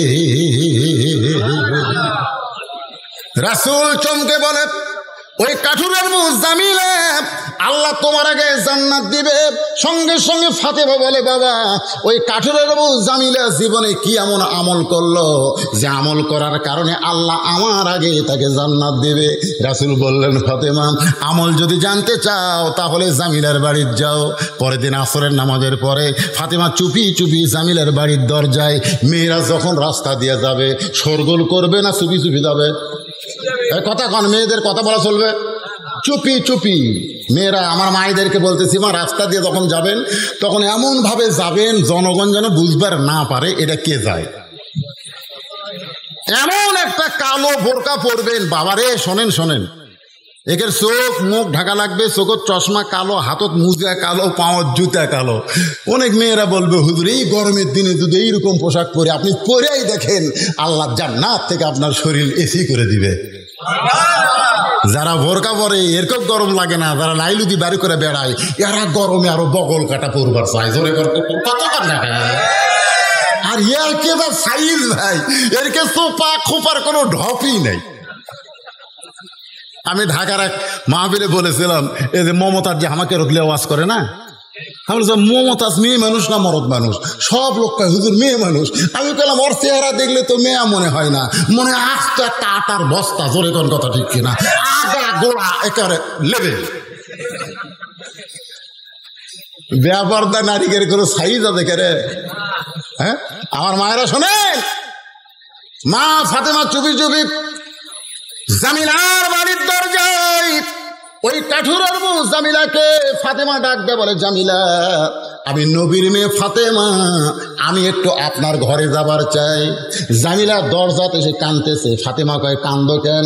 বলে কান্দার কারণ হলো সারা জীবন থেকে সাধনা করেছি আল্লাহ নবীর মেয়ে ফাতেমাকে এক নজর দেখতে চাই, নবীর মেয়ে ফাতেমাকে একটা নজর আমি দেখতে চাই।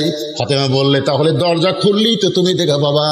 জামিলা বলতেছে দরজা খুলবো কেমনে, কারণ স্বামী আমার বাড়িতে নাই, আর স্বামীর হুকুম ছাড়া ফাতেমার জন্য দরজা খুলতেও আমি বড় ভয় পাই। কার হুকুম? জোরে কথা কর না কেন? কার হুকুম? স্বামী রে স্বামী। আমাকে গুলে স্বামী মানে স্বামী। রাসূল বলেছে যদি কোনো নারীকে আমি বলতাম সেজদা কর আল্লাহ ছাড়া কাউকে, তাহলে স্বামীর কদমে সেজদা করার হুকুম দিতাম, কিন্তু আল্লাহ ছাড়া কাউকে সেজদা করা যাবে না, এই জন্য বলা হলো না। এখান থেকে প্রমাণ হলো আল্লাহর পরে মেয়েদের কাছে সবচাইতে দামি হলো তার। জোরে কন্যা কেন দামি কে? যারা বলতেছেন না তারা মনে হয় দুর্বল পুরুষ। বিয়ে না করলে কি হবে, করবি না? একটু শোনান দরকার। ডাকতেছে রোকেয়া, কথা নাই। রোকেয়া, কথা নাই। কয়বার ডাকছে? তৃতীয়বার ডাকতেছে। কি করবে, স্বামী অসহায়। রোকেয়া, ওরে বাবা রে, স্বামী বসা মানুষ ভয়ে লাভ দিয়ে উঠছে। হায় হায়, দুইবার ডাকছে, কথা খাই নাই। তৃতীয়বার যখন ডাকছে এমন করে, আমাকে এক গ্লাস পানি দাও গো, ভরিয়া খাও, ভরিয়া খাও। আমার কাম নেই, আমার কাম নেই। আল্লাহ রাসূল বলেছেন, নফল নামাজের মধ্যে বউ যদি স্বামীর হয় আর স্বামী যদি তাকে ডাক দেয়, নামাজ বাদ দিয়ে স্বামীর সামনে দাঁড়াতে হবে, নামাজ বাদ দিয়ে। শুধু ফরজ নামাজ ছাড়া অন্য যে কোনো নামাজ। হ্যাঁ, কি হলো? এই যে আবার কি কয়,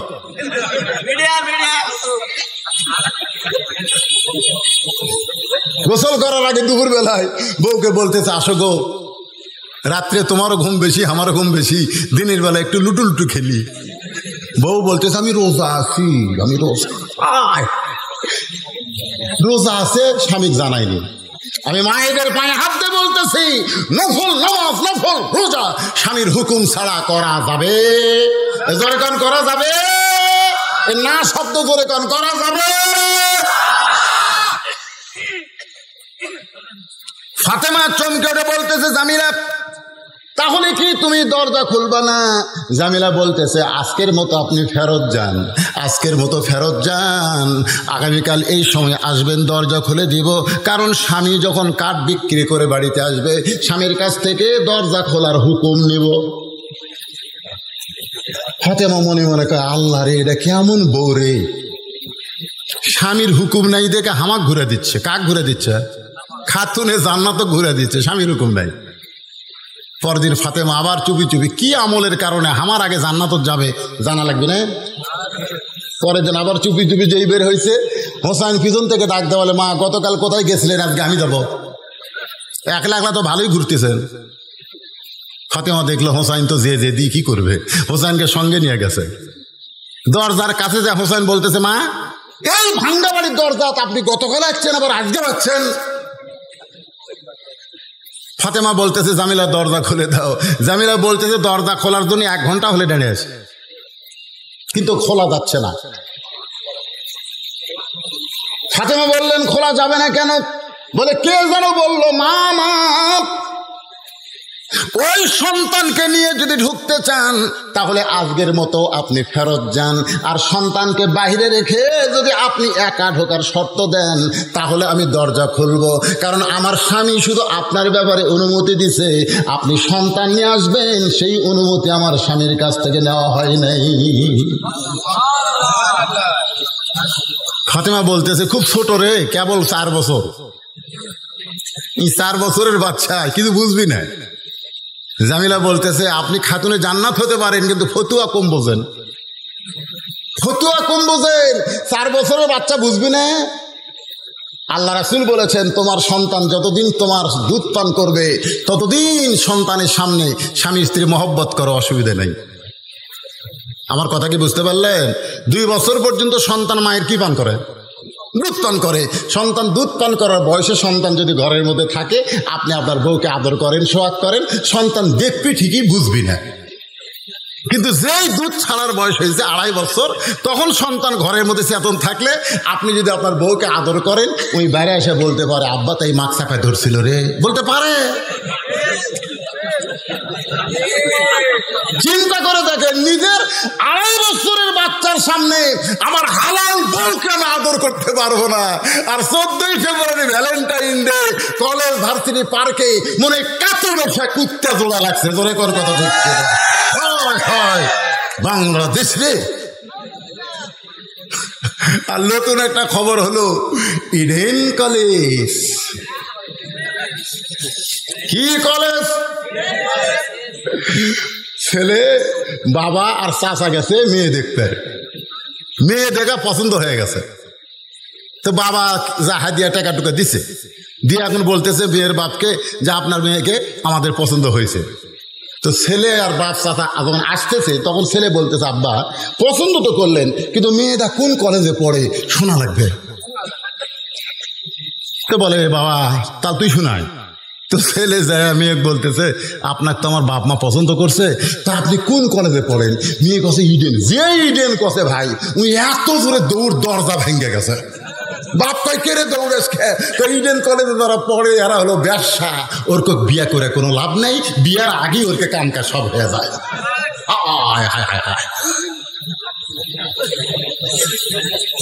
এই যুবকেরা, কারণ বিয়ার আগে সবকিছু দেখতেন, বিয়ার পরে আর আফসোস করে লাভ হবে না। ওর নানি দেখেন, ওর মাও দেখেন, অক দেখেন। বিয়ার আগে দেখেন, বিয়ার পরে দেখে কান্দে মরা লাগবে। জোরে কর কথা ঠিক কিনা? এই জন্য একটা কথা আছে, ভাবিয়া করিও কাজ। আমার সঙ্গে সবাই একটু বলেন, ভাবিয়া করিও কাজ, করিয়া ভাবিও না। যুবকেরা যারা এখনো বিয়া করনি, বাবা এমন একটা মেয়েকে খোঁজো যে মেয়েটার ওয়াজ আমি আপনাদেরকে শোনাইতেছি। এবার ফাতেমা বলতে জামিলা তাহলে আজকেও কি দরজা খুলবো না? বলে আপনার হোসাইন সঙ্গে আছে, আজকেও দরজা খোলা যাবে না। হোসাইন সঙ্গে সঙ্গে বলে মা এই বেয়াদব মেয়েটা আমার মতন ছোট্ট বাচ্চা সঙ্গে থাকার কারণে দরজা খোলো না। এই বেয়াদব মেয়েটার কাছে তুমি কেন আসো মা? ফাতেমা কান্দের বলে হোসাইন রে তুমি যারে বেয়াদব বলতেছো বাবা, তোমার নানা বলেছে ওই মেয়েটা তোমার মায়ের আগে জান্নাতে যাবে। হোসাইন তুমি যাকে বেয়াদব বলতেছো তোমার নানা বলেছে ওই মেয়েটা তোমার মায়ের আগে জান্নাতে যাবে। কোন আমলের কারণে? কোন আমলের কারণে? আমল হলো একটাই, যে মেয়েটা স্বামীর কথা মতো চলে ওই মেয়েটাকে আল্লাহ জান্নাত দিয়া দিবে। আমার মায়েরা যারা আছেন মা, 1 নম্বর আমল হলো নামাজ, 2 নম্বর হলো রমজান মাসের রোজা, 3 নম্বর সতীত্বের হেফাজত পর্দা করা, আর 4 নম্বর স্বামীর কথা মতো চলা। এই 4টে আমল যদি আপনারা করতে পারেন মা, আপনাদের আর কোনো ওয়াজ লাগবে না, আপনারা ফাতেমার সাথে জান্নাতি হবে। সুবহানাল্লাহ বলেন। নবীর কাছে গেছে, বুঝলেন? হোসেন কার কাছে গেছে? তাকান কার কাছে? নবীর কাছে গিয়ে বলে না আমার মায়ের আগে একটা মেয়ে জান্নাত যাবে। তুমি কইছো কি আমল করে যা খোঁজ লেওয়া লাগবে কেন? দুনিয়ার যত কিছু আগে তোমার কাছে আসে, তারপরে মানুষের কাছে প্রচার হয়, ঠিক কিনা বলেন? আল্লাহ রাসূল এই যে কোরআন শরীফ দেখতেছেন, এটা আগে কার কাছে আইছে? এমন ভাবে নবীর মধ্যে দিলাম, লোকটা একটা বার অন্যার দিকে তাকালো না, বরং ব্যাগের মাথা ধরে আমার হাতে 6টা দিরহাম দিয়ে লোকটা চলে গেল। ও ফাতেমা, ওই 6টা দিরহাম নিয়ে আমি খাবার দোকানে গেলাম, দোকানদারকে বললাম ভাই এই 6টা দিরহামের যতটুকু খাবার হয় ততটুকু খাবার দাও, আমার হাসান হোসাইন ক্ষুধার জ্বালায় কাঁদতেছে। দোকানদার 6 দিরহামের খাবার টোপলা করে যেই মাত্র আমার হাতে দিবার চায়, এমন সময় এক সাইলকারী ফকির এসে আমাকে সালাম দেয়, বলে আলী রে আজকে 3 দিন হলে আমার বাড়িতে কোনো খাবার নাই। ও আলী যদি পারো তাহলে আল্লাহর রাস্তায় একটু দান করো। ও ফাতেমা আমার এত রাগ হয়ে গেল, কারণ আমি 6টা দিরহাম অন্য বিক্রি করার টাকা দিয়ে খাবার টোপলা নিয়েছি, আর এমন সময় আমার কাছে যখন খাবার চাই আমার এত রাগ হয়ে গেল, আমি যেন বলবো তুমি আমার কাছ থেকে সরে যাও। এমন সময় আল্লাহর কোরআন আমার সামনে দাঁড়ায় বলে আম্মা সাইলা ফালা তানহার, আলী রে সাইলকারীকে ফিরাস না। আমি পকেট থেকে একটা দিরহাম বের করে ওই ফকিরকে যখন দিবার চাই, এমন সময় আল্লাহর কোরআন বলতেছে ওমা তুনফিকু মিন শাইইন ফি সাবিলিল্লাহি ওয়াফা ইলাইকুম ওয়া আনতুম লা তুজলামুন। আলী রে ফকিরকে যদি একটা দিরহাম দেস, আল্লাহ তোকে 10টা দিরহাম দেবে, 2টা দিরহাম দিলে তুই 20টা পাবি, 6টা দিরহাম যদি দেশ আলী আল্লাহ তোরে 60 দিরহাম দিয়া দিবে। আমি আলী আল্লাহর কোরআনকে বিশ্বাস করে ফকিরকে সেই মাত্র 6টা দিরহাম দিলাম। ফকির কোথায় যেন চলে গেল। দোকানদার বলল, আলী ভাই খাবার টোপলার খবর কি? আপনি তো টোপলা না নিয়ে ওই টাকা দান করে দিলেন। আলী বলতেছে 2 বস্তা প্যাকেট কর, 1 টোপলা দিয়ে আমার হবে না, 2 বস্তা প্যাকেট কর। দোকানদারকে 2 বস্তা প্যাকেট করতে বলে আলী বলে, ফাতেমা আমি বাজারের মধ্যে ঘুরতেছিলাম আর মনে মনে বলতেছিলাম আমার আল্লাহ তো মিথ্যা বলবে না, আল্লাহর ওয়াদা সত্য, ইন্নাল্লাহ ওয়াদু হাক্কুন, আল্লাহর ওয়াদা হলো সত্য। এই বিশ্বাস করে বাজারের মধ্যে ঘুরতেছি ফাতেমা, এমন সময় দেখি একটা ব্যক্তি উট নিয়ে আসতেছে। আমারে সালাম দে বলে, আলী ভাই উটটা কি আপনি কিনবেন নাকি? আমি কইলাম আমার পকেটে 1টা টাকাও নাই, আমি উটটা কেমনে কিনবো? উটওয়ালা বলতেছে 100 দিরহামে বাকিটা উটটা কিনেন, বিক্রি করে আপনি টাকা দিবেন, সেটাও কি পারবেন না? আলী বলে, ফাতেমা রে এই সুযোগ আমি হাতছাড়া না করে ওই উটটা 100 দিরহামে কিনে উটের বাজারে যখন নিয়ে গেলাম, চারিদিক থেকে খরিদ্দার আমাকে ঘিরে ধরে বলতেছে, আলী ভাই এই উটের ব্যবসা কবে শুরু করলেন? আমি কইলাম কবে শুরু করি আর যখনই করি সেটা বিষয় না, উটটা তোমরা নিবা কিনা? এক খরিদ্দার কানে কানে বলতেছে, উটটা আমার পছন্দ হয়েছে, আপনাকে 160 দিরহাম দিতে চাই। আলী বলে, ফাতেমা ও 100 দিরহাম উটওয়ালাকে দিয়া বাকি 60টা দিরহাম দিয়া 2 বস্তা খাবার, 1 বস্তা কান্দে আর 1 বস্তা হাতে করে যখন দরজায়, তোমার কি মনে আছে তুমি দরজা বন্ধ করে দিলে? আমি বললাম, ফাতেমা দরজা খোলো, তুমি শুধু বললা অন্য বিক্রি করে টাকা দিয়া 1 টোপলা খাবার হবে, 2 বস্তা খাবার কোথায় পাইলেন? যতক্ষণ 2 বস্তা খাবারের কথা না বলবেন ততক্ষণ আমি ফাতেমা দরজা খুলবো না। আর রিজালু কাওয়ামুনা আলান নিসা, আল্লাহর কোরআন বলতেছে পুরুষের নারীদের উপরে থাকবে। ফাতেমা দরজা না খুললে আমি বলবো না। ফাতেমা বলতেছে আপনি না বললে দরজা খুলবো না। ও ফাতেমা তোমার কি মনে আছে তুমি যখন দরজা খুললেই না, কারণ তুমি এমন একজন নারী, তুমি এমন একজন বউ, স্বামী কেমনে কামাই করে খুদ থেকে নিয়ে আসে, বেতন পায় 5000 আর বাসা ভাড়া 10,000, প্রত্যেক বাজার ইলিশ কিনা আনে, এই শালা যে ঘুষ খায় এটা বইয়ের ধরার দরকার আছে না নাই? তুমি এমন বউ যে অন্য বিক্রয়ের টাকা দিয়ে 1 টোপলা হবে, তুমি 2 বস্তা দিকে যখন দরজাই খুললা না, তখন আমি কান্দের হাতে বসতাম রাগ করে আল্লাহর নবীর দরবারে। আমি যখন নবীর দরবারে, তখন নবী বসেছিলেন, আমাকে দেখেই নবী দাঁড়িয়ে গেলেন, আমার কাঁধ থেকে বস্তা নামায় নিলেন, হাত থেকে বস্তা নামায় নিলেন। আমি বললাম, নবী গো আপনি এত ভালো, অথচ আপনার মেয়ে ফাতেমা দরজা খুলল না। আপনি আমার কাঁধ থেকে বস্তা নামায় নিলেন, কিন্তু আপনার মেয়ে ফাতেমা দরজা খুলল না। রাসূল মুসকে হাসিতে বলে, আলী রে যদি ফাতেমা দরজা খুলতো তাহলে তুমি কি আমার কাছে আসতে? তাই না, তা তো আসতাম না। তো দরজা খোলেনি, না খোলার কারণে তুমি আমার কাছে আইছো। এখন তুমি বলো তো তোমার কাছ থেকে অন্য কে কিনছে? আলী কয়, হুজুর আমি তো জানি না। তোমার কাছ থেকে যে ফকির ভিক্ষা নিছে সেই ফকিরের খবর কি? আলী কয়, হুজুর আমি তো জানি না। তোমার কাছে যে উট বিক্রি করলো আর যে উট কিনলো এর কে খবর জানা আছে? আলী বলছে, তো হুজুর আমি কিছুই জানি না। রাসূল বললেন, জানবা, কারণ আনা মাদিনাতুল ইলমে ও আলিউ বাবুহা, আমি হচ্ছে ইলমের শহর আর তুমি হচ্ছে তার দরওয়াজা। জোরে কর সুবহানাল্লাহ। কেরে ফাতেমার ওন্না দুনিয়ার কোনো মানুষ কিনতে পারে? ফাতেমা হলো পর্দানিশী, তার ওন্না ফাতেমা না বুঝে তোমাকে বিক্রি করে দিতে পারে, কিন্তু দুনিয়ার কোনো মানুষ কিনতে পারে ফাতেমার ওন্না? এক আলী ছাড়া দুনিয়ার কোনো পুরুষ লাগবে পারবে? এই জন্য আমি আল্লাহ ফেরেশতা পাঠাছি, 6 দিরহাম দিয়ে যাও ফাতেমার ওন্না কিনে জান্নাতে জমা দাও। ফাতেমার ওন্না জান্নাতে আছে, নবী বলতেছে ওই 6 দিরহাম তোমাকে দিছে। তুমি যখন খাবার কিনবার গেছো তখন আল্লাহ তাআলা বলতেছে, আল্লাযী খালাকাকুম, আল্লাহ সূরা মুলকের মধ্যে বলতেছেন, তাবারাকাল্লাযী বিয়াদিহিল মুলকু ওয়া হুয়া আলা কুল্লি শাইইন কাদির, আল্লাযী খালাকাল মাউতা ওয়াল হায়াতা লিয়াবলুয়াকুম আইয়ুকুম আহসানু আমালা। ধরে কর সুবহানাল্লাহ। আল্লাহ কয়, ফেরেশতা যা ওই 6 দিরহাম লিয়ে আয়। ফেরেশতাকে আল্লাহ 6 দিরহাম দিয়ে হাসান হোসেনের খাবার কিনতেছে। আল্লাহ বলতেছে, যারা আমার বান্দা হবে তাদের কাছে সন্তান আগে না, দুনিয়া আগে না, তাদের কাছে আল্লাহ আগে। জোরে কোন সুবহানাল্লাহ। লিয়াবলুয়াকুম, পরীক্ষা হবে, পরীক্ষা। দেখি আজকে পরীক্ষা, আলী কাক ভালোবাসে? ফেরেশতা ফকির হয়ে তোমার কাছ থেকে 6টা দিরহাম নিয়ে গেছে।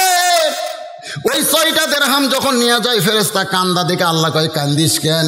বলে আল্লাহ সন্তানের জন্য খাবার কিনবার চাইছিল আর সেইটা ফকির হয়ে নিয়ে আসলাম। আল্লাহ কয় এতই যদি দয়া হয় তাহলে যেই উটের পিঠে চড়ে ফাতেমা জান্নাতে যাবে ওই উটটা বিক্রি হবে যা। ওই ফেরেশতা উটটা বিক্রি করছে। 100 দিরহাম বাকিতে আবার 160 দিরহাম কিনেছে। 100 দিরহাম তারে দেওয়ার পরে বাকি 60 দিরহাম দিয়ে 2 বস্তা খাবার কিনেছ। ফাতেমা চিল্লায় বলে বাবা ওয়াজ তো ভালোই করতেছেন, কিন্তু জামিলা আমার আগে জান্নাতে কেমনে যাবে? আল্লাহ রাসূল বলতেছে আলী বলো বলো। আলী বলতেছে ফাতেমা শোনো, আল্লাহ তুমি জান্নাতি নারীদের নেত্রী হওয়ার কারণে তোমাকে হাঁটে হাঁটে জান্নাত দিবে না। জান্নাতি নারীদের নেত্রী হওয়ার কারণে আল্লাহ তোমাকে উটের পিঠে করে জান্নাতে নিয়ে যাবে। যেরকম সুবহানাল্লাহ। কিন্তু উটটা জান্নাতের একেবারে নিকটতম এসে থমকে দাঁড়াবে। ফেরেশতা বলবে আল্লাহ উট এমন জায়গাতে এসে দাঁড়ালো, এখান থেকে জান্নাত তো পাওয়া যায় না। আল্লাহ বলতেছে উট যদি না যায় টেনে টেনে নিয়ে যাওয়া লাগবে। ফেরেশতা কয় আল্লাহ উটের কি ধরে টানবে, টানার তো কিছুই নাই। আল্লাহ তখন বলবে, আলী বলতেছে আল্লাহ বলবে ওই যে ফাতেমার ওন্না আছে, ওই ওন্নাটা উটের গলায় লাগায় দাও। আলী বলে ফাতেমা তোমার ওন্নাটা উটের গলায় যখন লাগানো হবে সেই ওন্নাটা নিচে ঝুলতে থাকবে। এখন এইটা কে টেনে উটটাকে জান্নাতে নিয়ে যাবে? এমন সময় বলবে আল্লাহ জামিলা তোমার স্বামী সব সময় দোয়া করতো আল্লাহ যে বউটা আমার হুকুম ছাড়া ফাতেমার জন্য দরজা খোলে না, আমার সেই বউটাকে তুমি সবার আগে জান্নাত দিও রে ফাতেমা। আল্লাহ স্বামীর দোয়া কবুল করে ওই জামিলাকে সবার আগে জান্নাতে কেমনে দিবে? কারণ তুমি হলা খাতুনে জান্নাত। তখন আল্লাহ বলবে উটের ওই ওন্নাটা টেনে টেনে ফাতেমাকে জান্নাতে নিয়ে যাও।